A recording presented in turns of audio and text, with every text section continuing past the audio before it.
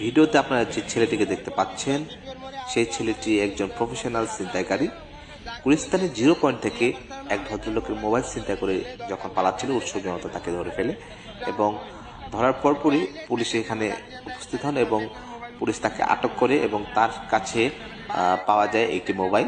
সেই মোবাইলটি প্রমাণ সাপেক্ষে মালিককে দেওয়া হয় এবং শরীরে সার্চ করে একটি সুইচ গান পাওয়া যায়। এই ছুরিটি ওর পকেটে পাওয়া যায়। যখন পুলিশ সদস্য ওর শরীরে প্রত্যেকটা জামা খোলানোর জন্য বলে, তখন এক এক করে এগুলো খোলানো হয়